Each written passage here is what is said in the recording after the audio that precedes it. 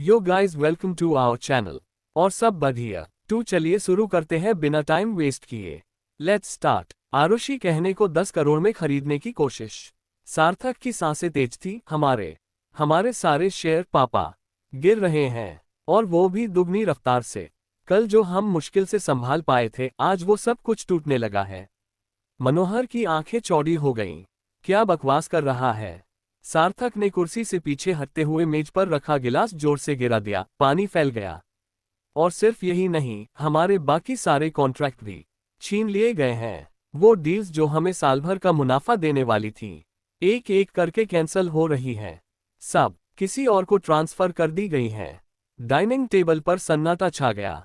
मनीषा ने धीमे स्वर में पूछा, ये कैसे हो सकता है? सार्थक के होंठ कांप रहे थे। किसी ने ये सब प्लान किया है। ये महज मार्केट का उतार चाव नहीं है। कोई हमारे पीछे पड़ा है, हमें जमींदोज करने के लिए। मनोहर गुप्ता कुर्सी पर बैठे बैठे ये सब सुन रहे थे। हर एक शब्द उनके सीने में नुकीली कील की तरह चुभ रहा था। उनका हाथ धीरे धीरे अखबार से हटकर सीने पर गया। पहले हल्की सी जकन, फिर दर्द, फिर अचानक ऐसा लगा जैसे दिल किसी ने मुट्ठी में जकड़ लिया हो। ओह आह! उनकी आवाज गले में अटक गई। कुर्सी का किनारा पकड़कर वो खड़े होने की कोशिश करने लगे, लेकिन उनके पैर भारी हो गए थे। कावेरी ने सबसे पहले नोटिस किया। पापा, आप ठीक हैं? मनोज का चेहरा पीला पड़ चुका था, माथे पर पसीना चमक रहा था। अगले ही पल वो कुर्सी से गिर पड़े। पापा! तीनों की चीख एक साथ गूंज उठी। सार्थक ने फोन जमीन पर फेंका और दौड़कर पापा को उठाने लगा। एम्बुलेंस! मनीषा कांपते हाथों से मोबाइल निकालने लगी। कावेरी ने पानी का गिलास उठाया, लेकिन मनोज बेहोश हो चुके थे। सार्थक की आंखों में घबराहट और गुस्से का मिश्रण था। ये जिसने भी किया है, उसने मेरे पापा की जान ले ली। तो उसका स्वर कांप रहा था, लेकिन दांत भींचे हुए थे। कुछ ही मिनटों में एम्बुलेंस आ गई। पैरामेडिक्स ने मनोहर को स्ट्रेचर पर लिटाया और मॉनिटर से जोड़ा। हार्ट अटैक, उनमें से एक ने धीमे स्वर में कहा। हमें तुरंत इमरजेंसी वार्ड में ले जाना होगा। मनीषा की आंखों से आंसू बहने लगे। कावेरी उनके कंधे से लगी हुई थी। सार्थक उनके साथ ही एम्बुलेंस में चढ़ गया। उसके हाथ अब भी पिता के हाथ को थामे थे। स्ट्रेचर तेजी से अंदर गया। दरवाजा बंद हो गया। बाहर सिर्फ लाल रंग का इमरजेंसी साइन जल रहा था। सार्थक ने ठंडी सांस छोड़ी, लेकिन चेहरा अब और सख्त हो चुका था। उसके कानों में अब भी वही वाक्य गूंज रहा था, हमारे सारे शेयर गिर रहे हैं, कॉन्ट्रैक्ट छिन गए हैं। उधर यूनियन क्लिनिक में दोपहर की धूप अब ढलान की ओर बढ़ रही थी। क्लिनिक के बाहर गाड़ियों की पंक्ति अभी भी खड़ी थी, लेकिन उनमें से अधिकांश के ड्राइवर अंदर की हलचल को समझने की कोशिश में धीरे धीरे आगे झुककर खिड़की से झांक रहे थे। भीतर मरीजों का आना जाना जारी था। आरुषि अपने काउंटर पर कुछ नई दवाएं बना रही थी। दरवाजा एक हल्के से झटके के साथ खुला। अंदर कदम रखा एक लंबे गठीले शरीर वाले लगभग 50 वर्ष के आदमी ने। उसके सफेद बालों में महंगी हेयर डाई की झलक थी। माथे पर झुर्रियां कम थीं, लेकिन उनमें भी एक अजीब सा अक्खड़पन झलकता था। गहरे नीले रंग का सिल्क का सूट, सोने की घड़ी और चमड़े के जूते, हर चीज इस बात का सबूत दे रही थी कि यह आदमी साधारण नहीं है। उसके पीछे पीछे 2 अंगरक्षक जैसे दिखने वाले लोग आए, जो हर कोने को बारीकी से देख रहे थे, जैसे किसी खतरे का अंदेशा हो। वह सीधे रिसेप्शन डेस्क की ओर बढ़ा। यूनियन क्लिनिक का मालिक कौन है? उसकी आवाज भारी और थोड़ी रूखी थी। रिसेप्शन पर बैठी महिला ने चश्मा सीधा किया और थोड़ी हिचक के बाद आरुषि की तरफ इशारा किया। मैडम, आपसे मिलने आए हैं। आरुषि ने ग्लव्स उतारा, हाथ में पकड़ी पर्ची रखी और खड़ी हो गई। उसकी आंखें आदमी का पूरा हाव भाव पड़ रही थीं। वह आदमी उसके सामने आकर ठहर गया, जैसे किसी पुराने जानकार को देख रहा हो, हालांकि दोनों पहली बार मिल रहे थे। तो आप हैं आरुषि? जी, आरुषि ने हल्के लेकिन सतर्क स्वर में कहा। कहिए, आप यहाँ इलाज करवाने तो नहीं आए होंगे? तो फिर बताए, क्यों आए हैं? आदमी के होठों पर एक हल्की मुस्कान तैर गई। इलाज? उसने ठहाका मारा। नहीं बिटिया, मैं बीमार नहीं, बल्कि कहूं तो बिल्कुल स्वस्थ हूँ। मैं यहाँ कुछ खरीदने आया हूँ, और वो भी सबसे अनमोल चीज, तुम्हारी जड़ी बूटियों से बनी दवाइयों का पूरा फॉर्मूला। आरुषि की भौहें तन गईं। फॉर्मूला? हाँ, महावीर प्रसाद सिंघानिया ने कहा, मैंने तुम्हारे बारे में सुना है। ये जो तुम बनाती हो, ये साधारण दवाइयाँ नहीं हैं। इनके पीछे सदियों का ज्ञान है। और अगर ये सही हाथों में आ जाएं, तो सोचो इन्हें कितने बड़े स्तर पर बेचा जा सकता है। मैं चाहता हूं कि ये सब मेरे पास हो, सिर्फ मेरे पास। आरुषि ने उसकी आंखों में देखा लेकिन कुछ नहीं बोली। सिंघानिया ने अपनी जेब से इशारा किया और उसके पीछे खड़ा एक आदमी आगे बढ़ा। उसने एक चमचमाता हुआ काला सूटकेस सामने रख दिया। क्लिक की आवाज के साथ लॉक खुला और उसके अंदर नीटली स्टैक नोटों की गड्डियां भरी पड़ी थीं। 10 करोड़ रुपये, सिंघानिया ने ठंडे स्वर में कहा, कैश। अभी के अभी तुम्हारे। बस ये फॉर्मूला मुझे दे दो। तुम्हें जिंदगी भर काम करने की जरूरत नहीं पड़ेगी। क्लिनिक का माहौल जैसे थम गया। जो भी आसपास था उसने सांस रोक ली। 10 करोड़ की गंध जैसे हवा में तैर रही थी। आरुषि ने एक बार सूटकेस की तरफ देखा, नोटों के हरे रंग की चमक आंखों को लुभा रही थी। लेकिन अगले ही पल उसने अपनी नजरें हटा लीं। सुनिए महावीर प्रसाद जी, उसकी आवाज सख्त थी, मेरा मकसद पैसा कमाना है, लेकिन मेरा मकसद कभी भी लोगों को लूटना नहीं रहा। मुझे यकीन है कि अगर ये फॉर्मूला आपके पास चला गया तो आप इसे सिर्फ अमीरों तक सीमित रखेंगे। और तब ये जड़ी बूटियां, जिनका हक हर जरूरतमंद का है, सिर्फ आपके जैसे लोगों की तिजोरियों में बंद रह जाएंगी। सिंघानिया की मुस्कान हल्की सी फीकी पड़ी। तुम्हें अंदाजा है तुम किससे मना कर रही हो? आरुषि ने सीधे उसकी आंखों में देखते हुए कहा, नहीं, लेकिन मुझे पूरा अंदाजा है। आपका इरादा अच्छा तो नहीं है। वह हंसा, लेकिन इस बार उस हंसी में ठंडापन था, जैसे कोई शिकारी अपने शिकार को चुपचाप देख रहा हो। ठीक है, मना कर दो, लेकिन याद रखना, इस दुनिया में हर चीज बिकती है, बस कीमत सही होनी चाहिए। मैं इंतजार करूंगा, और जब तुम्हें पैसों की जरूरत पड़ेगी तुम खुद मेरे पास आओगी। उसने सूटकेस वापस बंद करने का इशारा किया। गार्ड ने बिना आवाज किए उसे उठाया और पीछे हट गया। सिंघानिया ने जाने से पहले झुककर इतना कहा, तुमने आज एक बहुत बड़ी डील ठुकराई है आरुषि, और इसका अंजाम हमेशा मीठा नहीं होता। क्लिनिक के बाहर महावीर प्रसाद सिंघानिया का काफिला जैसे ही क्लिनिक से बाहर निकला, तेज धूप में उसकी नीली सिल्क की जैकेट चमक रही थी। उसके चेहरे पर वही घमंडी मुस्कान थी जो एक असफल डील के बाद भी कह रही थी, खेल अभी खत्म नहीं हुआ। गाड़ी की ओर बढ़ते हुए वह अपने गार्ड से कुछ धीमी आवाज में कह रहा था, वो लड़की सोचेगी कि मुझसे मना कर दी, लेकिन अब देखना मैं कैसे इसे झुका कर रखूंगा। उसी समय सड़क के मोड़ से एक काली एसयूवी तेजी से क्लिनिक के सामने आकर रुकी। टायरों के रुकने की आवाज ने महावीर को पलटकर देखने पर मजबूर कर दिया। एसयूवी का ड्राइवर जल्दी से उतरकर पिछला दरवाजा खोलता है। दरवाजे से बाहर निकलता है मनोज लालवानी। उसकी चाल में एक ठहराव था, लेकिन आंखों में एक अजीब सी धार थी, जैसे वो सामने वाले का आर पार देख सकता हो।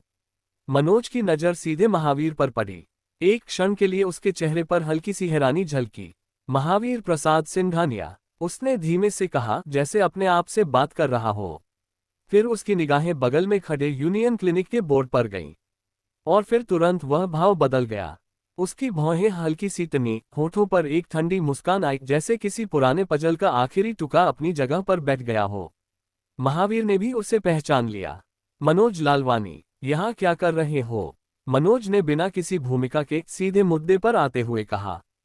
तुम यहाँ क्या कर रहे हो ये मैं जानता हूँ, और तुम्हें एक सलाह दूंगा। अगर जिंदा रहना चाहते हो तो आरुषि से दूर रहो। महावीर की मुस्कान थोड़ी और चौड़ी हुई, लेकिन इस बार उसमें ताना था। धमकी दे रहे हो? मनोज उसके करीब आया, इतना करीब कि दोनों के बीच की दूरी बस आधे हाथ की रह गई। उसकी आवाज धीमी थी, लेकिन उसमें ऐसी सख्ती थी कि सड़क पर खड़े लोग भी महसूस कर सकते थे। ये धमकी नहीं, हकीकत है। आरुषि से पंगा लेने का मतलब है तुम्हारी बर्बादी, और मैं ये मजाक में नहीं कह रहा। महावीर ने अपने गार्ड्स की तरफ देखा, जो हल्का सा आगे बढ़े, लेकिन मनोज ने बस हाथ उठा दिया, जैसे उन्हें चुनौती दे रहा हो। तुम सोचते हो तुम्हारे पास पैसे हैं तो तुम हर चीज खरीद सकते हो, लेकिन आरुषि, वो तुम्हारे जैसे लोगों के लिए बनी ही नहीं है। तुमने अगर उसे छूने की भी कोशिश की तो तुम्हारे साम्राज्य की नींव हिल जाएगी। महावीर की आंखों में अब हल्की चिढ़ झलकने लगी। तुम्हें लगता है तुम मुझे रोक सकते हो? मनोज ने उसके कंधे पर हाथ रखा, लेकिन ये स्पर्श किसी दोस्ताना थपथपाहट जैसा नहीं था, इसमें एक सख्त दबाव था, जैसे अपने शब्दों को और गहराई से महसूस कराने का तरीका हो। सिर्फ मैं नहीं, किस्मत भी तुम्हें रोकेगी। याद रखना सिंघानिया, कुछ खेल ऐसे होते हैं जिनमें उतरने का मतलब है हार तय, और आरुषि का खेल तुम्हारे बस का नहीं। फिर मनोज ने बिना उसकी प्रतिक्रिया का इंतजार किए अपनी एसयूवी का दूसरा दरवाजा खोला और अंदर झांका। वहां उसकी छोटी बेटी सानवी बैठी थी, मासूम गुलाबी फ्रॉक पहने और हाथ में एक छोटा टेडी बियर थामे हुए। मनोज ने उसे धीरे से गोद में उठाया। आओ पापा के साथ चलो, उसने सानवी से कहा और फिर महावीर की तरफ एक आखिरी नजर डाली, वो नजर जो बिना शब्दों के कह रही थी, ये तुम्हारी आखिरी चेतावनी है। बिना एक और शब्द बोले मनोज अपनी बेटी को लेकर यूनियन क्लिनिक के दरवाजे के भीतर चला गया। महावीर वहीं खड़ा रहा, उसकी मुट्ठियां हल्की सी भींची हुई। उसके गार्ड्स ने एक दूसरे को देखा, शायद पहली बार उन्होंने अपने बॉस के चेहरे पर इतनी देर तक चुप्पी देखी थी। एसयूवी का दरवाजा बंद हुआ, लेकिन मनोज की बातें अब भी महावीर के कानों में गूंज रही थीं। आरुषि से पंगा लेने का मतलब तुम्हारी बर्बादी। महावीर की मुस्कान वापस आए, लेकिन अब वो और ठंडी थी, जैसे बर्फ की परत के नीचे जलती हुई आग। देखते हैं लालवानी, देखते हैं। जिसके बाद वो कार में बैठ गया। अंदर एयर कंडीशन की ठंडी हवा चल रही थी, लेकिन महावीर प्रसाद सिंघानिया के माथे पर पसीना था। ये गर्मी का नहीं, बल्कि भीतर जल रही महत्वाकांक्षा और क्रोध का असर था। वो पिछली सीट पर आराम से टिके थे, लेकिन आंखों में शिकार करने वाले शिकारी की चमक थी। रघु, उन्होंने अपने बगल में बैठे असिस्टेंट से कहा। जी सर। उस लड़की आरुषि के बारे में मुझे हर एक चीज पता चाहिए। कौन है वो, कहाँ से आई, किसके साथ काम करती है, और सबसे जरूरी कौन उसे सपोर्ट कर रहा है। रघु ने एक छोटा नोटपैड निकाला, जल्दी जल्दी कुछ लिखने लगा। सर, ये सब डिटेल मैं शाम तक आपको। महावीर ने बीच में ही काट दिया, आवाज में ठंडा सा जहर था। शाम तक नहीं, 2 घंटे में। और याद रखना, नाम और नंबर के साथ साथ उसके दुश्मनों की भी लिस्ट बनाओ। मुझे पता होना चाहिए उसके चारों ओर कौन खड़ा है और कौन गिराने के लिए तैयार है। रघु ने गंभीरता से सिर हिलाया। जी सर। महावीर ने खिड़की से बाहर देखा। उनकी नजरें अब भी यूनियन क्लिनिक के दरवाजे पर टिकी थीं, जैसे वो दीवारों के पार भी देख सकते हो। मन ही मन बुदबुदाए, तुम्हें लगता है लालवानी तुम्हें बचा लेगा? देखते हैं आरुषि तुम्हारे चारों तरफ का किला कितनी जल्दी ढहता है। वही क्लिनिक का दरवाजा खुला और मनोज लालवानी अंदर आया। उसकी बाहों में छोटी सी सानवी थी, चेहरा थोड़ा पीला, लेकिन आंखों में मासूमियत वही थी। आरुषि ने जैसे ही उसे देखा, अपने हाथ की दवा मिलाने की क्रिया रोक दी और आगे बढ़ी। अरे मनोज जी, नमस्ते, आइए बैठिए। सानवी को क्या हुआ? मनोज ने सानवी को गोद से उतारा और कुर्सी पर बैठाते हुए कहा। बस हल्का सा बुखार है और सुबह से थोड़ी सुस्ती। सोचा तुम्हारे पास ले आऊं। भरोसा है कि तुम्हारी दवा उसे तुरंत ठीक कर देगी। आरुषि ने प्यार से सानवी के माथे पर हाथ रखा। थोड़ा गर्म तो है, कोई बात नहीं, अभी देखते हैं। वो टेबल पर रखे अपने औषधीय डिब्बों में से कुछ जड़ी बूटियां निकालने लगी। कांच की छोटी शीशी में पिसी हुई हल्की हरी पाउडर जैसी दवा थी, जिसे उसने पानी में घोलना शुरू किया। इस बीच सानवी ने अपने छोटे हाथों से आरुषि का दुपट्टा पकड़ लिया। आरुषि मुस्कुरा पड़ी। अरे वाह, तुम्हें तो दवा से पहले खेलने का मन है। मनोज हल्के से हंसा, लेकिन उसकी नजरें गहरी थीं, जैसे वो आरुषि को देख रहा हो, पर सोच कुछ और रहा हो। सानवी को उस दिन के बाद से हमेशा से तुम्हारे पास आने में खुशी होती है, उसने कहा। और मुझे भी लगता है उसे यहाँ सिर्फ इलाज नहीं, अपनापन भी मिलता है। आरुषि ने जवाब में बस हल्की मुस्कान दी। बीमारियों का इलाज सिर्फ दवाओं से नहीं, मन से भी होता है। और ये छोटी सी जान जल्दी ठीक हो जाएगी। उसने सानवी को दवा पिलाई और फिर उसे अपनी गोद में बैठाकर खिलौना सा छोटा टेडी बियर पका दिया, जो पास की टेबल पर रखा था। सानवी खिलखिलाकर हंस पड़ी और टेडी के कान खींचने लगी। आरुषि ने भी खेल में साथ दिया। टेडी से सानवी के गालों को हल्का सा छू कर बोली, देखो ये टेडी भी कह रहा है कि तुम जल्दी ठीक हो जाओ। सानवी ने हंसते हंसते टेडी को अपनी छाती से लगा लिया। मनोज ने ये सब देखा और एक पल के लिए उसके चेहरे की कठोरता पिघल गई। लेकिन अगले ही पल उसके दिमाग में कुछ और चलने लगा, शायद बाहर खड़े महावीर प्रसाद की छवि और उसके इरादों का अंदाजा। आरुषि, उसने गंभीर स्वर में कहा, तुम्हें नहीं पता बाहर कौन कौन तुम्हारी तरफ नजरें गाए बैठे हैं। संभल कर रहना। तभी अचानक मनोज लालवानी का फोन बजा, जिसे देख उसकी आंखें सिकुड़ गई। आखिर क्या देखा मनोज लालवानी ने? जानने के लिए बने रहिए हमारे साथ। आग। उसी पल मनोज मोबाइल जेब में कंपन करने लगा। उसने स्क्रीन देखी, नंबर अनजान था, लेकिन उसकी भौहें सिकुड़ गईं। बिना कुछ कहे उसने सानवी के सिर पर हाथ फेरा और धीरे धीरे दरवाजे की तरफ बढ़ा। फोन उठाते ही दूसरी तरफ से धीमी खुरदरी आवाज आई। कोई है जो आरुषि के बारे में सब कुछ जानना चाहता है, छानबीन कर रहा है। और गहराई से, मनो जय कुछ सेकंड चुप रहा, उसकी निगाह सड़क पर खड़ी कुछ गाड़ियों पर टिक गई। शायद वो अंदाजा लगाने की कोशिश कर रहा था कि ये बात सच है या सिर्फ डराने के लिए कही जा रही है। धीरे धीरे उसके होठों के किनारों पर एक हल्की मुस्कान आई, लेकिन वो मुस्कान ठंडी थी, जैसे कोई शिकारी अपने शिकार की चाल पहचान ले। तुम आराम करो, उसने बेहद शांत स्वर में कहा। मैं जानता हूं ये किसने किया है और उसे कैसे शांत करवाना है, ये भी जानता हूं। उसके शब्दों में कोई ऊंचाई नहीं थी, लेकिन एक ऐसा वजन था जिससे दूसरी तरफ का इंसान कुछ पल चुप हो गया। मनो जय ने बिना कोई और स्पष्टीकरण दिए कॉल काट दी। उसने तुरंत जेब से मोबाइल निकाला। स्क्रीन पर किसी का नाम नहीं दिखा, सिर्फ एक कोड जैसा सेव किया हुआ नंबर था। तेजी से कुछ शब्द टाइप किए, बस 5 सेकंड में मैसेज भेज दिया। उस मैसेज के बाद उसके चेहरे पर एक गहरी, संतुष्ट सी गंभीरता थी, जैसे उसने एक मोहरा आगे बढ़ा दिया हो और अब खेल अपने हाथ में लेने वाला हो। वो वापस क्लिनिक के अंदर लौटा, जहां सावी अब कुर्सी पर बैठी खिलखिला रही थी। आरुषि उसे किसी जड़ी बूटी की खुशबू सूंघा रही थी और हल्के से उसकी कलाई पर मरहम लगा रही थी। तभी अचानक टेबल पर रखा मोबाइल कंपन करने लगा। स्क्रीन पर नाम चमका, सार्थक गुप्ता। आरुषि की आंखें स्क्रीन पर टिक गईं, लेकिन उसके चेहरे का भाव नहीं बदला। वो जानती थी, गुप्ता परिवार से उसका सीधा संपर्क नहीं होना चाहिए। अभी नहीं। उसने गहरी सांस ली और स्क्रीन को बिना खोले ही साइलेंट मोड में डाल दिया। फोन कंपन करता रहा, लेकिन उसने अपने हाथ फिर से जड़ी बूटियों में व्यस्त कर दिए, जैसे ये कॉल कभी आए ही न हो। उधर महावीर प्रसाद सिंघानिया अपने आलीशान ड्राइंग रूम में रेशमी कुशन पर टिककर आराम से बैठा हुआ था। सामने की सेंटर टेबल पर ताज़ा कटी फल की प्लेट और उसके पसंदीदा चाय का कप रखा था, जिसकी भाप धीरे धीरे ऊपर उठ रही थी। कमरे में ठंडी एसी की हवा बह रही थी और बाहर हल्की धूप खिड़कियों से छनकर अंदर आ रही थी।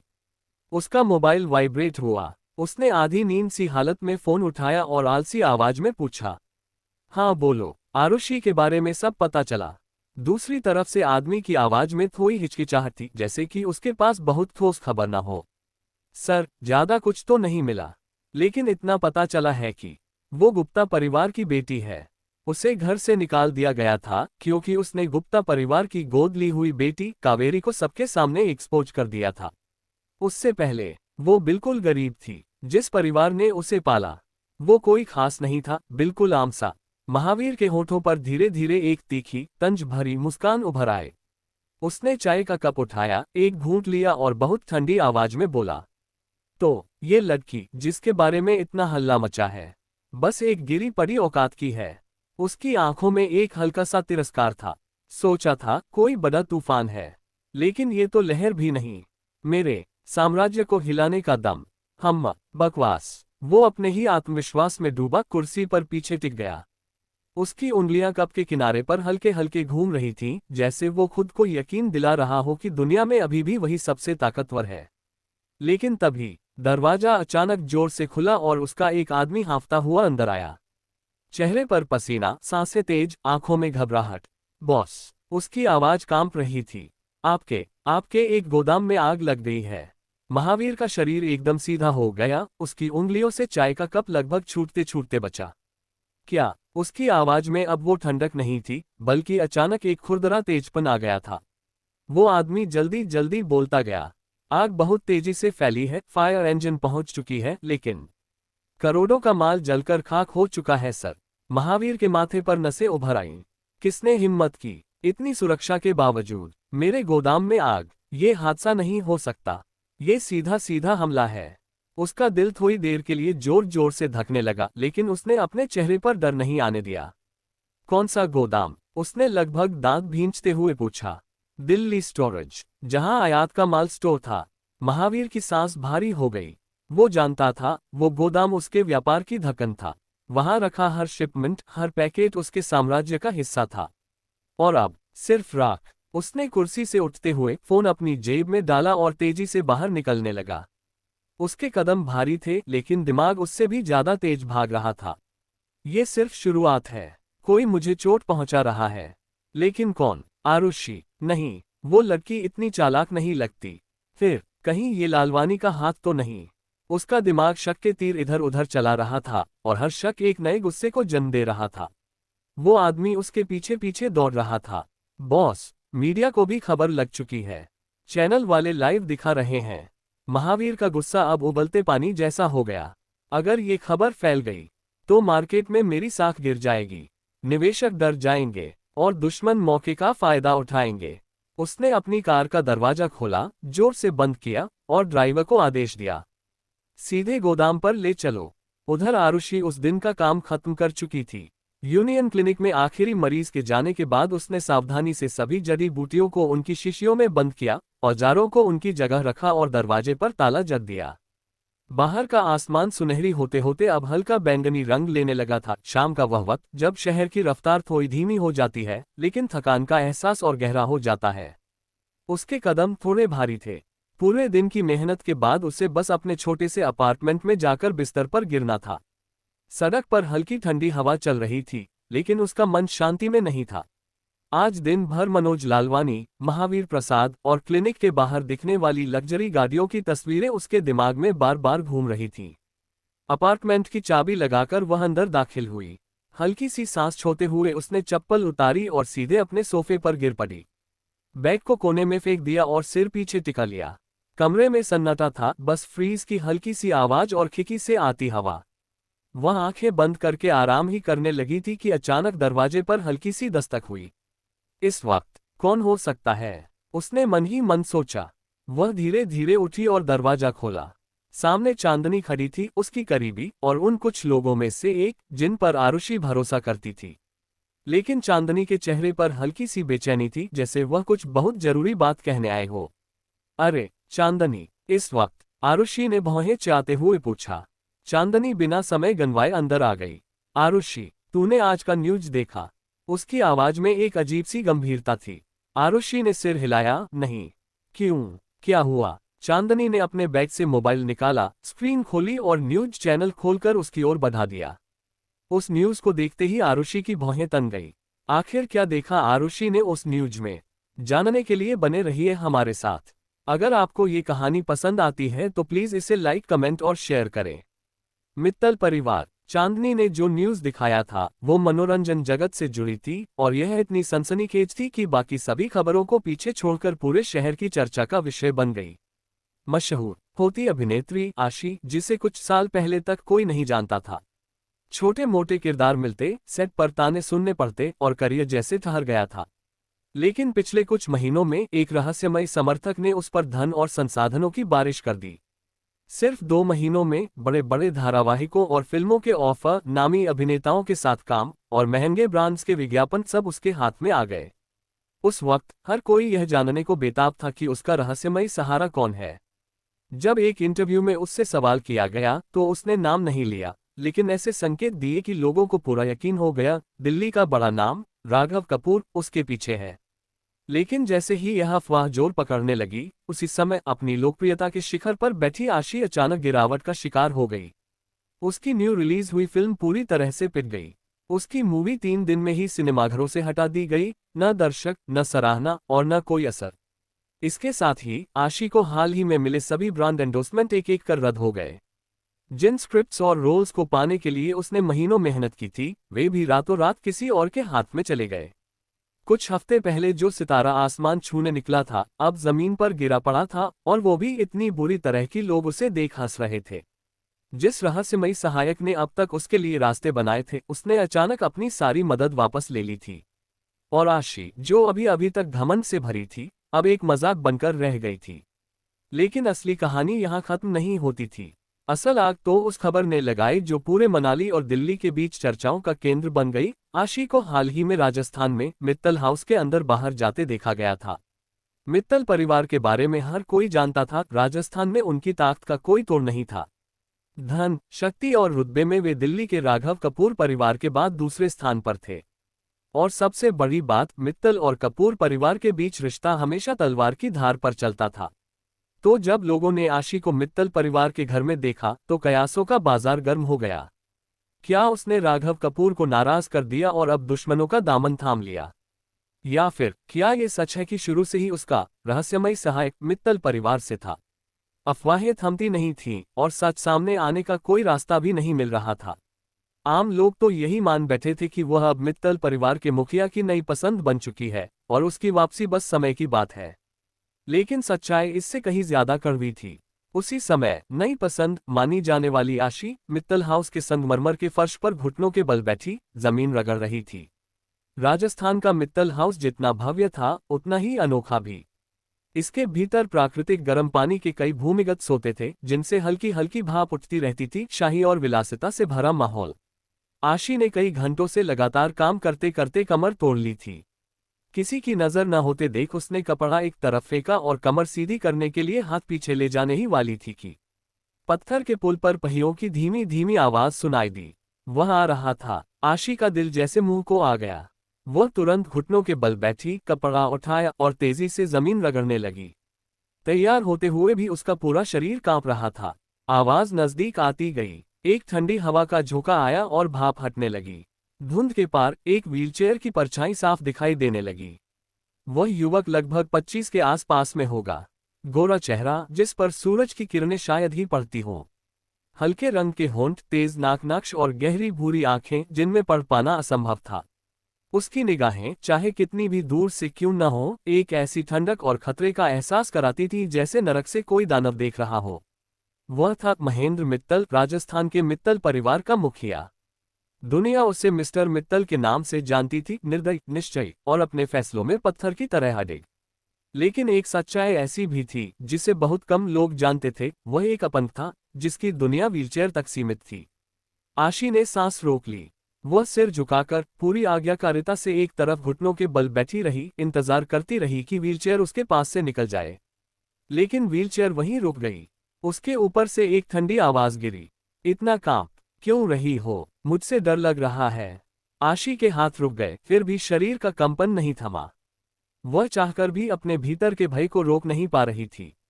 उसे अच्छी तरह याद था 1 महीना पहले जब राघव कपूर ने ठंडे स्वर में कहा था, तैयार हो जाओ। तब उसे पता चल गया था कि उसके झूठ और चुराए हुए सपने बस क्षणिक थे, एक मरीचिका जो किसी भी पल टूट सकती थी। और उसी दिन उसने एक फैसला किया था, जानवी मेरी मदद करो, मुझे राजस्थान ले चलो, मुझे महेंद्र मित्तल से मिलना है। उसने लगभग फुसफुसाते हुए कहा, जैसे ये नाम लेने से भी कोई खतरा मंडरा रहा हो। जानवी ने भौहें चढ़ाईं, महेंद्र मित्तल? आखिर क्यों? आशी का मन पहले से ही तय था, अगर किसी तरह वो मित्तल परिवार का हिस्सा बन जाए तो उनके रुतबे और ताकत के सहारे वह फिर से उस ऊंचाई पर पहुंच सकती थी जहां कभी सब उसकी ओर नजरें उठाकर देखते थे। जानवी की मदद से वह राजस्थान पहुंची और उस रहस्यमयी आदमी से मिलने के लिए हर संभव कोशिश करने लगी। लेकिन महेंद्र मित्तल वो किसी भी आदमी से अलग थे जिनसे आशी अब तक मिली थी। उसके आंसुओं में भीगी हुई दलीलों का उस पर कोई असर नहीं हुआ। उसने तो एक नजर डालना भी जरूरी नहीं समझा और ठंडे स्वर में आदेश दे दिया, उसे बाहर फेंक दो। फिर भी आशी ने हार नहीं मानी। उसने दांत भींचकर कहा, राघव कपूर ने मुझे छोड़ दिया है। उसके ये शब्द जैसे महेंद्र के कानों में चुभ गए। उनके चेहरे पर हल्की सी दिलचस्पी आई और उन्होंने उसे अपने पास रखने का फैसला कर लिया। आशी के मन में उम्मीद की एक हल्की लौ जल उठी। लेकिन जल्दी ही उसने महसूस किया, महेंद्र ने उसे उसकी खूबसूरती के लिए नहीं रखा था। उसे ऐसे काम दिए जाते जो सिर्फ नौकरानियां करती थीं, फर्श पोंछना, बरामदे साफ करना, रसोई में बर्तन धोना। वो मजबूर थी। उसके पास कोई और रास्ता नहीं था। उसके मन में बस एक ही सोच थी, जब तक मित्तल परिवार में जगह बनी हुई है, चाहे नौकरानी बनकर, एक दिन वो उनके करीब पहुंचने का तरीका ढूंढ लेगी। 1 महीने में उसे एक भी मौका नहीं मिला उन्हें रिझाने का, लेकिन उसने उनकी असली सख्ती देख ली। एक बार गर्म पानी के झरने के पास एक आदमी से गलती से वाइन का गिलास टूट गया। महेंद्र का मूड बिगड़ गया और उन्होंने बिना किसी हिचकिचाहट के आदेश दे दिया, उसे उबलते झरने में फेंक दो। अगले ही पल वो आदमी चीखते हुए मौत के आगोश में चला गया। उस दिन के बाद आशी उनके सामने ऐसे चलती जैसे पतली बर्फ पर कदम रख रही हो। तभी महेंद्र की गहरी आवाज गूंजी, जिसने आशी को अतीत की यादों से बाहर ला दिया। क्या हुआ? कांप क्यों रही हो? आशी ने डरते डरते कहा, नहीं, बस थोड़ी ठंड लग रही है। महेंद्र ने भौं उठाए, अच्छा, तो मुझसे डर नहीं लग रहा। अचानक उन्होंने उंगली से उसका ठोड़ी ऊपर उठाया, उसे मजबूर किया कि वो उनकी आंखों में देखे। ठंडा स्पर्श उसकी रीढ़ में सिहरन पैदा कर गया। उसकी सांसें रुक सी गईं और वो उनकी निगाहों से बचती रही। महेंद्र हल्के से मुस्कुराए, फिर रुमाल से अपनी उंगली पोंछते हुए उसे जमीन पर गिरा दिया। इस लड़की मगरमच्छ के गड्ढे में डाल दो, उनका आदेश ठंडे पानी की तरह उसके कानों में पड़ा। आशी का दिल रुकने लगा। दो आदमी उसकी ओर बढ़े और वह तुरंत उनके पैरों में गिर पड़ी। मित्तल साहब, प्लीज मुझे मत मारिए, महेंद्र ने नर्म स्वर में कहा। जाओ, अगर किस्मत अच्छी रही तो बस एक हाथ या एक पैर जाएगा, अगर किस्मत खराब हुई तो ऊपर वाले की मर्जी। उसकी चीखें और दया की गुहार बेअसर रहीं। दो ताकतवर आदमी उसे खींचते हुए मगरमच्छ के गड्ढे की ओर ले गए, जहां महेंद्र के पालतू रहते थे। उस पल आशी को एहसास हुआ, राघव कपूर भले ही ठंडे और बेरहम थे, लेकिन उन्होंने कभी सच में उसे मारने की कोशिश नहीं की थी, जब तक कि वो उससे नुकसान पहुंचाने की कोशिश नहीं करते। पर आशी अपनी किस्मत को यूं हार मानकर स्वीकारने वाली नहीं थी। वो फिर से रोशनी में आना चाहती थी, सबकी नजरों का केंद्र बनना चाहती थी, और उन सबको झुकाकर देखना चाहती थी जिन्होंने कभी उसे नीचा दिखाया था। जीवित रहने की आखिरी कोशिश में उसने अचानक याद किया, कहते हैं कपूर और मित्तल परिवार में दुश्मनी है। वो चीखी, मित्तल साहब, मैं आपकी मदद कर सकती हूँ राघव कपूर को हराने में। मुझे उसका राज पता है, उसकी एक प्रेमिका मनाली में है। महेंद्र मित्तल की गहरी ठंडी नजरों ने आशी को सिर से पांव तक परखा। उनकी आवाज में कोई भाव नहीं था, बस एक हल्की सी नफरत की खटास घुली हुई थी। ओह, तुमने तो कहा था कि तुम राघव कपूर की औरत हो। उनकी निगाहें चुभन जैसी थीं। होठों पर एक तिरस्कार भरी मुस्कान तैर गई। मुझे तो पहले ही पता था वह तुम्हारे जैसी पर क्यों फिदा होगा। आशी का चेहरा एक पल में लाल और पीला पड़ गया। अपमान की जलन उसके भीतर तक उतर गई थी। महेंद्र ने हाथ का हल्का सा इशारा किया तो उनके आदमियों ने आशी को छोड़ दिया, लेकिन वे अभी भी उसके पीछे खड़े थे, जैसे अगले आदेश पर फिर पकड़ लेंगे। बताओ, तुम्हें जो पता है सब कहो। आशी ने होंठ भींच लिए। पहले तो उसने यही कहानी सुनाई थी कि राघव कपूर ने उसे छोड़ दिया है, शायद इसी वजह से महेंद्र ने उसे अपने पास रखा था। लेकिन अब झूठ छिपाना नामुमकिन था। इसी कारण उसने सब सच उगल दिया। कैसे उस सुबह पहली बार राघव से मुलाकात हुई, कैसे उसने किसी और का रूप धरकर झूठ बोला, कैसे सच सामने आया, और कैसे राघव के बंगले में उसने आरुषि गुप्ता के साथ उनके अजीब से रिश्ते को अपनी आंखों से देखा था। आरुषि गुप्ता, महेंद्र ने नाम दोहराया। होठों पर हल्की खतरनाक मुस्कान आई। दिलचस्प। आशी की आवाज कांप रही थी, लेकिन उम्मीद का एक धागा अब भी थामे थी। मित्तल साहब, मैंने सब बता दिया है। प्लीज मुझे मत मारिए। मैं आपके लिए कुछ भी कर सकती हूँ। महेंद्र ने जबान से तस की आवाज निकाली और व्हीलचेयर मोड़ ली। बस एक वाक्य छोड़ते हुए, मुझे आज्ञाकारी लोग पसंद हैं, चालाक औरतें नहीं। अब आशी का कलेजा धड़कना भूल गया। वो पल भर के लिए रोना भी भूल गई। डर ने उसके पूरे शरीर को जकड़ लिया। तभी पीछे खड़े दोनों आदमी आगे बढ़े और उसे पकड़कर खींचने लगे। नहीं, छोड़ो, मदद करो, प्लीज। उसकी चीखें पूरे आंगन में गूंजने लगीं। कुछ ही देर में उसने दूर एक गहरे गड्ढे को देखा, मगर वह साधारण गड्ढा नहीं था। वह था महेंद्र मित्तल का पेट हाउस, एक मगरमच्छों का तालाब। पानी पर चांदनी पड़ रही थी और भीतर की दैत्याकार परछाइयां हलचल महसूस करते ही किनारे की ओर तैरने लगी। नहीं, उसकी चीख एक आखिरी बार फूटी, और फिर एक तेज छपाक की आवाज ने सब कुछ डुबो दिया। महल की छत पर महेंद्र मित्तल अपनी व्हीलचेयर पर बैठे ये नजारा देख रहे थे। उनकी आंखें सिकुड़ गईं, होठों पर हल्की सी मनोरंजन भरी मुस्कान आई। तस बेकार, वह नजरों को मोड़ते हुए बगल में रखे गिलास से वाइन का घूंट भरते हैं। उसी वक्त उनका एक आदमी तेजी से आया, हल्का सा झुककर बोला, मित्तल साहब, राघव कपूर हाल ही में मनाली से रवाना हुए हैं और अभी दिल्ली में हैं। ओह, महेंद्र की आंखें ठंडी पड़ गईं। इतने दिनों से ढूंढ रहे थे, कहीं नहीं मिले, और निकला कि मनाली में छुपा था। लगता है वहां कोई है जो उसे बांधकर रख सकता है। आदमी ने हिम्मत करके कहा, तो क्या हम मनाली जाकर आरुषि गुप्ता को उठा लें? अगर वो सच में राघव की औरत है तो हम उसे इस्तेमाल कर सकते हैं। जरूरत नहीं। महेंद्र ने वाइन का गिलास नीचे रखा, होठों पर चौड़ी मुस्कान आई। मैं खुद जाऊंगा। आदमी एक पल के लिए झिझका, आंखों में चिंता झलक गई। लेकिन मित्तल साहब, ठंड में आपका पैर। महेंद्र की मुस्कान पल भर में गायब हो गई। तुम मुझे याद दिला रहे हो कि मैं लंगड़ा हूं। आदमी तुरंत घुटनों के बल बैठ गया। माफ कीजिए मित्तल साहब, मेरा वो मतलब नहीं था। महेंद्र ने ठंडी सांस छोड़ी, फिर शांत स्वर में कहा, मनाली में एक हार्मनी मेडिकल सेंटर है। उसका मालिक करणवीर जोशी। ऐसा कहा जाता है कि उसकी कला इतनी अद्भुत है जैसे वैद्य गुरु का पुनर्जन्म हो। जी। महेंद्र ने व्हीलचेयर मोड़ी और बुदबुदाए, लगता है मेरे पास मनाली जाने के अलावा कोई चारा नहीं है। आदमी चुप रहा क्योंकि वह जानता था बहुत जल्द एक और मेडिकल सेंटर का नाम भी इतिहास में दर्ज हो जाएगा, लेकिन बर्बादी के पन्नों में। आरुषि राघव की आदत। उनके पास खड़ी जवान लड़की हल्के से मुस्कुराए। मामू से मिलने वाले हैं, बच्चा तो जरूर खुश होगा। मोहिनी ने आंखों में चमक भरकर चुटकी ली। और तुम भी खुश हो? लड़की के गालों पर तुरंत लालिमा छा गई। वह हल्के से पैर पटक कर बोली, मोहिनी आप हमेशा मुझे चिढ़ाती रहती हैं। मोहिनी की हंसी धीरे धीरे थम गई। अचानक ही एक ठंडी हवा का झोंका आया। उनकी आंखें नम हो उठीं। बहुत धीमे स्वर में उनके होठों से निकला, काश तुम्हारा भाई आज जिंदा होता। शीतल की आवाज भर्रा गई। मोहिनी ने तुरंत उसका हाथ थाम लिया और फुसफुसाकर बोली, चलो ये बात यहीं खत्म करो। तुम्हारा भाई अब नहीं रहा शीतल, लेकिन मैं हमेशा तुम्हारा ख्याल रखूंगी। शीतल ने आंसू रोकते हुए सिर हिलाया। और मैं भी हमेशा आपके साथ रहूंगी, और बच्चे के साथ भी। मोहिनी ने मन का दर्द छुपाते हुए हल्की मुस्कान ओढ़ ली। माँ अब तुम बच्चे की बुआ हो, लेकिन जल्द ही मामी भी बनने वाली हो। शीतल का चेहरा और भी लाल हो गया। दिल की धड़कनें तेज हो उठी। और उसी वक्त उसकी नजर पड़ी विमान से उतरते हुए एक लंबे सुदर्शन युवक पर। राघव कपूर। उसकी आंखें चौड़ी हो गईं और दिल मानो एक पल को रुक गया। धीरे से उसके होठों से फुसफुसाहट निकली, ऐसा मत कहिए राघव, शायद मुझे पसंद न करे।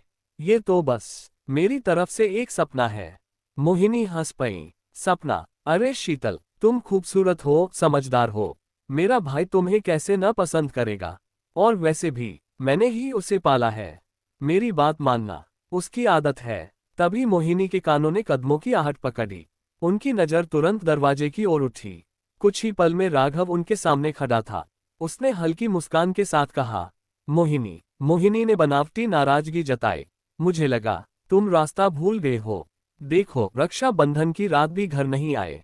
अगर शीतल मेरे साथ न होती तो मैं अकेली पड़ जाती।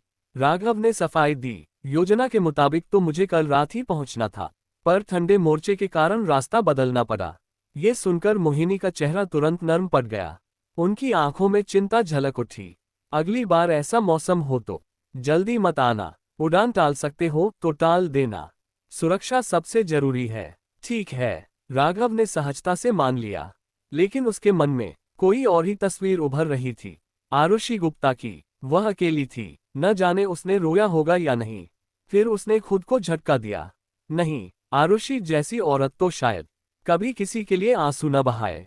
मोहिनी को राघव के मन का तूफान महसूस ही नहीं हुआ। वह मुस्कुराए और बोली, ठीक है, चलो घर चलते हैं। प्राइवेट हेलीकॉप्टर मोहिनी और राघव कपूर को लेकर सीधे दिल्ली में स्थित कपूर हवेली में उतरा। कपूर हवेली अपने आप में किसी महल से कम नहीं थी। सामने हरी भरी पहाड़ियों की लंबी श्रृंखला, पीछे एक विशाल झील का किनारा, और उनके बीच फैली हुई भव्य हवेली। पीछे की ओर निजी हवाई अड्डा था, जहां कतार में खड़े रहते कुछ निजी जेट और कई चमचमाते हेलीकॉप्टर। विमान से उतरने के बाद वे कारों के काफिले में सवार होकर हवेली तक पहुंचे। पूरे सफर के दौरान शीतल ने मोहिनी का हाथ कसकर थामे रखा। हर मोड़, हर सीढ़ी पर उसका ख्याल रखा। लेकिन राघव, उसने एक बार भी उसकी ओर नजर तक नहीं डाली। शीतल के दिल में हल्की सी बेचैनी घर करने लगी। सफर के बीच उस खामोशी को मोहिनी ने तोड़ा। हल्की मुस्कान के साथ बोली, राघव, तुम्हें शीतल कैसी लगती है? ये सुनते ही शीतल का चेहरा गुलाबी हो गया। उसने झट से सिर झुका लिया, मानो सवाल सुना ही न हो। लेकिन उसके कानों की लाली सब कुछ बयां कर रही थी। हवा में एक अनकहा इंतजार घुल गया। मोहिनी और शीतल दोनों उसकी प्रतिक्रिया का इंतजार करने लगे। पर राघव अब तक अपने फोन में खोया हुआ था। उसकी आंखें लगातार व्हाट्सएप पर टिकी थीं, आरुषि गुप्ता की प्रोफाइल पर। उसने विशेष तौर पर एक नया अकाउंट बनाया था, सिर्फ उसे जोड़ने के लिए। लेकिन उसकी भेजी गई फ्रेंड रिक्वेस्ट अब तक अनदेखी पड़ी थी। राघव जानता था आरुषि ने जरूर देख लिया होगा। वह औरत वही थी जो ले तो सब कुछ ले लेती थी, और फिर अचानक ऐसे मुंह मोड़ लेती जैसे पहचानती ही न हो। मोहिनी का सवाल उसके कानों में पड़ा तो उसने अनमने ढंग से फोन नीचे रखा और पहली बार शीतल की ओर देखा। उसकी आंखों में न गर्मजोशी थी, न अपनापन, बस ठंडी, बेरहम सी उदासी। उसने बेहद धीमी आवाज में कहा, खास कुछ नहीं। शब्द कम थे, पर ठंडे बर्फ जैसे, जिनमें किसी के लिए कोई भावनात्मक जगह ही नहीं थी। मोहिनी का चेहरा पल भर में बदल गया। गुस्से की एक लपट उनकी आंखों में चमकी। वह कुछ कहने ही वाली थी कि शीतल ने तुरंत उनका हाथ थाम लिया। राघव की बेरुखी ने शीतल के दिल को चीर दिया, लेकिन वह समझ गई, जितना मोहिनी उसे पास लाने की कोशिश करेगी, उतना ही राघव उनसे और उससे दूर भागेगा। शीतल ने ही चुप्पी तोड़ी, अपने होठों पर हल्की सी मुस्कान लाकर बोली, ये तो बस मोहिनी का सहज सवाल था मिस्टर कपूर, आप इसे गंभीरता से मत लीजिए। मेरे मन में ऐसा कोई इरादा नहीं है। राघव ने बिना कुछ कहे सिर हिलाया और अपनी नजरें दूसरी ओर फेर लीं। उसके चेहरे पर कोई भाव न था, मानो भीतर से पूरी तरह खाली हो। हवेली पहुंचने तक मोहिनी का गुस्सा अब भी शांत नहीं हुआ था। वह किसी से कुछ बोले बिना सीधे अपने कमरे की ओर बढ़ी। शीतल ने राघव की ओर क्षमा भरी नजरों से देखा और फिर जल्दी से मोहिनी के पीछे पीछे चली गई। उसने धीमे स्वर में कहा, सावधान रहो मोहिनी, जल्दी मत चलो, कहीं ठोकर न लग जाए। कमरे में पहुंचते ही मोहिनी बिस्तर पर बैठ गईं। उनकी आंखों में अब भी आक्रोश की लपटें थीं। ये सब क्या था शीतल? उसे मेरी कोई इज्जत ही नहीं दिखती। क्या वह अब भी मुझे अपनी बहन मानता है या नहीं? शीतल ने होंठ भींच लिए। उम्र में राघव से 10 साल बड़ी मोहिनी, लेकिन उनका दिल अब भी उतना ही मासूम और नाजुक था। परिवार ने हमेशा उन्हें इतनी सुरक्षा में रखा कि दुनिया की कठोरता से वो अनजान रहीं। उनकी यही मासूमियत उनकी सबसे बड़ी ताकत भी थी और सबसे बड़ी कमजोरी भी। बचपन से ही मोहिनी ने राघव का साथ नहीं छोड़ा था। माता पिता के देहांत के बाद उन्होंने न सिर्फ बड़ी बहन का बल्कि आधी माँ का किरदार भी निभाया। दोनों का रिश्ता इतना गहरा था कि एक दूसरे पर उनकी निर्भरता सांस लेने जैसी थी। 20 साल की उम्र में मोहिनी ने राघव पर हुए एक जानलेवा हमले को अपने ऊपर ले लिया था और उसी पल उनकी आंखों की रोशनी हमेशा के लिए चली गई। राघव एक ऐसी दुनिया में बड़ा हुआ जहां दुश्मनों की कोई कमी नहीं थी। वह निर्दय बन गया। हर बाधा, हर शत्रु को उसने रास्ते से हटा दिया। धीरे धीरे उसने उन सबको मिटा डाला जिन्होंने कपूर परिवार को खतरे में डाला था। वे तथाकथित रिश्तेदार जिनकी साजिश ने मोहिनी की आंखें छीन ली थीं। राघव के हाथों सबसे भयानक मौत मरे। उसकी कठोर और निर्दय चालों ने हर दुश्मन का नामो निशान मिटा दिया। उसने अपनी अंधी बहन के लिए एक ऐसी दुनिया रची जहां कोई खतरा उनके पास फटक भी न सके। लेकिन मोहिनी यह नहीं जानती थी कि जिसे वह बचपन में अपनी बाहों में बचाती थी, वही छोटा भाई अब ऐसा व्यक्ति बन चुका है जिसकी शक्ति और प्रभाव से पूरी दुनिया कांपती थी। मोहिनी की झुंझलाहट सुनकर शीतल ने धीरे से उसका हाथ थामा। उसकी आवाज कांप रही थी। मोहिनी दी, मैं जानती हूँ आप मेरा भला चाहती हैं, लेकिन मैं बहुत साधारण हूँ। मेरे पास तो सिर्फ एक भाई था और वो भी समुद्र में लापता हो गया। उसकी लाश तक नहीं मिली। मेरी ऐसी स्थिति में मैं कपूर परिवार के योग्य कैसे हो सकती हूँ? और मिस्टर कपूर के लायक तो बिल्कुल भी नहीं। इसलिए मेरी आपसे विनती है, ऐसे विषय पर जिक्र मत कीजिए। मैं उन्हें और नाराज नहीं करना चाहती। ये सुनकर मोहिनी और भड़क उठी। उनकी आवाज दृढ़ थी, आंखों में आक्रोश। किसने कहा कि तुम योग्य नहीं हो? तुम्हारा भाई मेरा मंगेतर था। अब जब वह नहीं रहा तो तुम्हारी जिम्मेदारी मेरी है। तुम्हारा ख्याल रखना मेरा हक है। शीतल की आंखें भर आईं। धीरे से बोली, लेकिन मिस्टर कपूर मुझे पसंद नहीं करते। ऐसे में जबरदस्ती करना ठीक नहीं होगा। मोहिनी ने ठुड्डी ऊंची की। आवाज गर्व से भरी थी। लेकिन मैं तुम्हें पसंद करती हूँ और यही काफी है। उसके लिए मैं सिर्फ बहन नहीं, माँ जैसी हूँ। अगर मैं कह दूं कि उसे तुमसे शादी करनी चाहिए, तो क्या वो मुझे मना कर सकता है? शीतल झिझकी। उसके होंठ कांपे। धीमे स्वर में बोली, पर अगर आप इस तरह कहेंगी तो। मोहिनी मुस्कुराई। उसका हाथ थपथपाते हुए बोली, चिंता मत करो, मैं जानती हूँ तुम्हें और उसे कैसे पास लाना है। तुम्हें बस सही समय पर मेरा साथ देना होगा। शीतल का चेहरा लाल हो गया। उसने बहुत धीमे, लगभग फुसफुसाते हुए कहा, ठीक है, फिर मैं आपकी ही बात मानूंगी। कुछ देर बाद शीतल ने गर्भवती और थकी हुई मोहिनी को आराम करने के लिए सुला दिया। कमरे से निकलते समय उसके कदम बेहद हल्के थे, लेकिन जैसे ही उसने दरवाजा बंद किया, सामने ही उसकी नजर राघव पर पड़ी। उसकी सांसें एक पल के लिए थम सी गईं। मिस्टर कपूर, उसने बहुत नरमी से कहा, मोहिनी सो गई हैं। मैंने उनसे बात कर ली है। अब वे शायद आपको हम दोनों के बीच जोड़ने की कोशिश नहीं करेगी। आज जो कुछ हुआ उसके लिए माफी चाहती हूँ। वह थोड़ा झुक गई। चेहरे पर पूरी ईमानदारी और खेद झलक रहा था। राघव ने उसकी ओर देखा भी नहीं। वह उन दो औरतों से उलझने वाला आदमी नहीं था। एक उसकी बहन और दूसरी उसकी बहन जैसी ही। वह बस मुड़ा और चलने लगा। शीतल घबराए कुछ कदम उसके पीछे बाए। होंठ दबाते हुए बोली, मिस्टर कपूर, गर्भावस्था के समय औरतें ज्यादा भावुक हो जाती हैं। वे जल्दी उदास हो सकती हैं। अगर वे फिर कुछ कहें तो हमें धैर्य रखना होगा और उन्हें समझाना होगा। राघव रुका। उसने ठंडी बेरहम नजरों से उसकी ओर देखा। उसकी आवाज बर्फ जैसी सख्त थी। मुझे तुम्हारी याद दिलाने की जरूरत नहीं है। शीतल चौंक गई। क्या ये कहना जरूरी था कि राघव अपनी बहन के साथ धैर्य रखेगा? ये तो स्वाभाविक था। क्या सचमुच उसे उसकी याद दिलाने की जरूरत थी? राघव ने बिना और कुछ कहे कदम बढ़ा दिए। उसकी ऊंची और ठोस काया कुछ ही पल में नजर से ओझल हो गई। उसकी जाती हुई परछाई ने हवा में एक ठंडापन छोड़ दिया। शीतल वहीं खड़ी रह गई। उसके भीतर एक तूफान सा मचल रहा था। आंखों में दर्द भी था और कुछ ऐसे अनकहे भाव भी जिन्हें शब्दों में पिरोना मुश्किल था। लेकिन उस ठंडी दूर जाती पीठ को देखते हुए उसके मन में कहीं गहराई में एक अजीब सा एहसास भी पनप रहा था।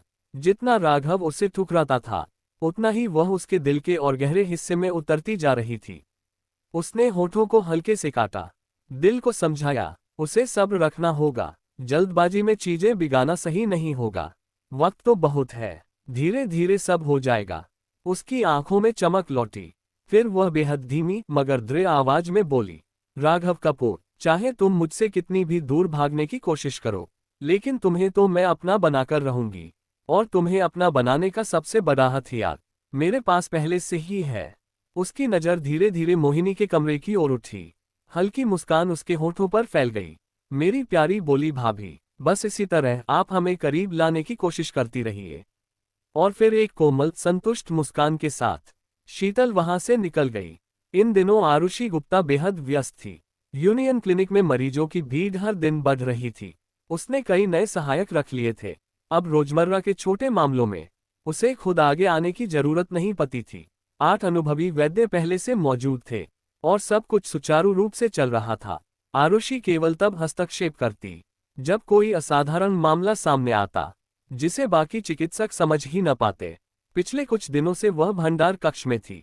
वहीं उन रहस्यमयी जुड़वा विषैले प्राणियों पर दिन रात काम कर रही थी।